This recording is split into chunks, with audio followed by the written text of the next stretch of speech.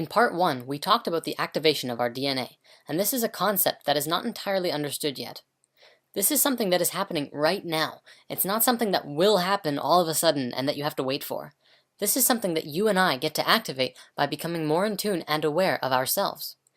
If we're just sitting around saying, "Goodness, I'm stoked for my DNA to activate, but in the meantime, I'm going to keep eating at McDonald's and keep watching TV for 4 hours a day and keep on being a jerk to people I don't like," then don't expect yourself to experience any profound shifts.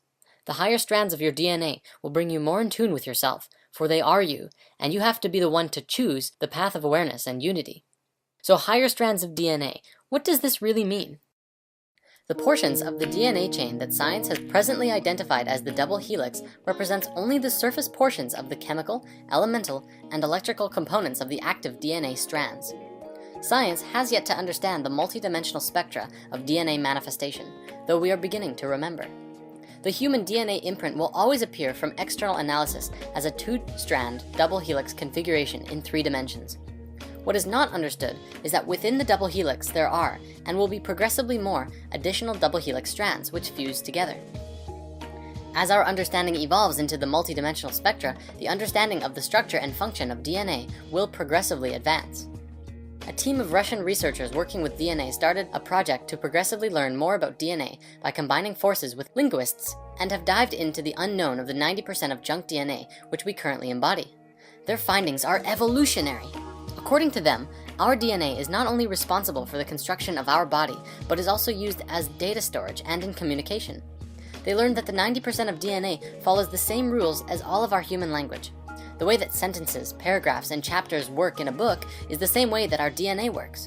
This is the first double helix strand, the one that Western science looks at, which is basically like a sentence of DNA.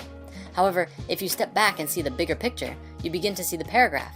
Stepping back further and you see the chapter, and so on. These larger and larger strands span through the different frequencies of reality, the different dimensions, which makes them harder to find in our modern science.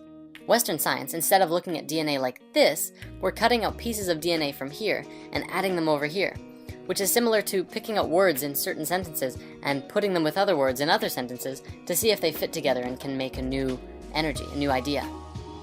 This is the nature of our junk DNA, of which Western science just didn't understand for the longest of times.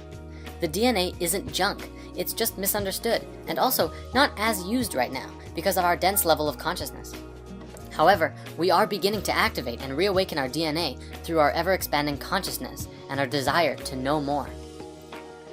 The very awareness of this DNA is what is activating it, awareness of our higher selves and our connection to the all and the interconnectedness to each other. We are directly connected to the earth as well and exist as a part of it, kind of like a child in its mother's womb. If anything happens to the mother, it creates an energetic imprint that affects the child. The earth is our mother, hence the name Mother Earth. Our morphogenetic field exists as a part of her larger morphogenetic field of the earth.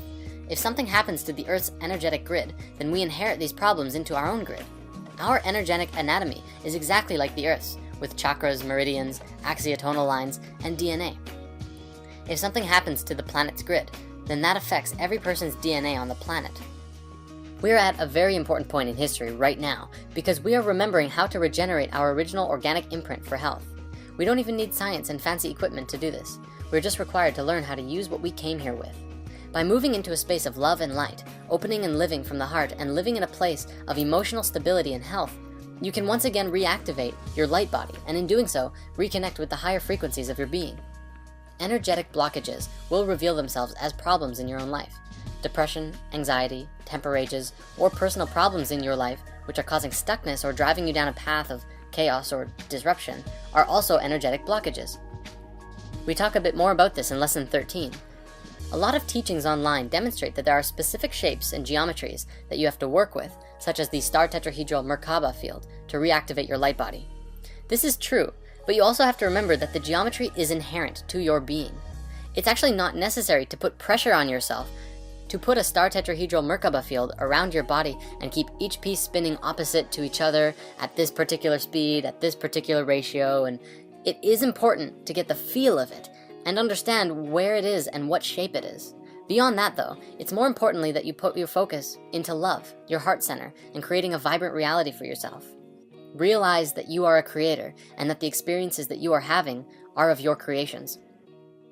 Bring love into your life and all of those around you. The light body will reactivate when you are ready, and you will know when you are ready. My advice is also to work with sacred geometry. If it resonates with you, put conscious thought into understanding things like the yin-yang, the understanding of duality.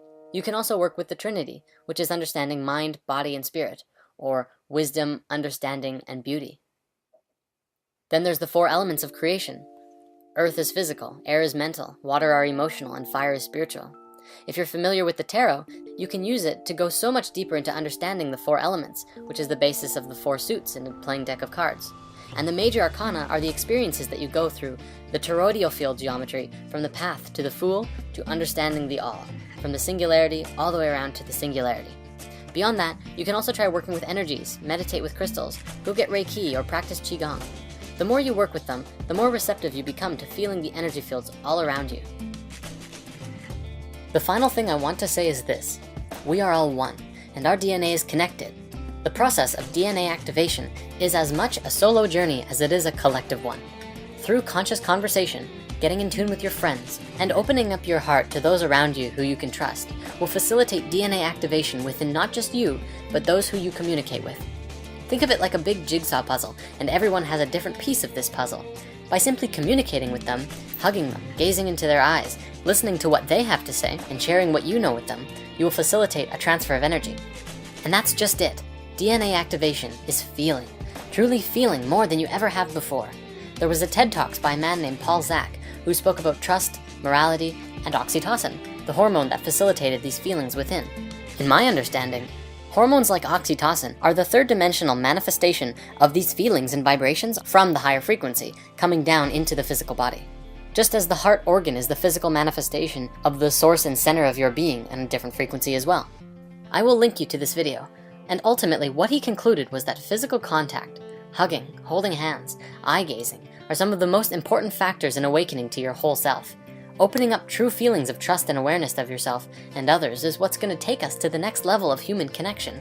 For when we can look into another's eyes and see ourselves, that's when we know we're on the right track.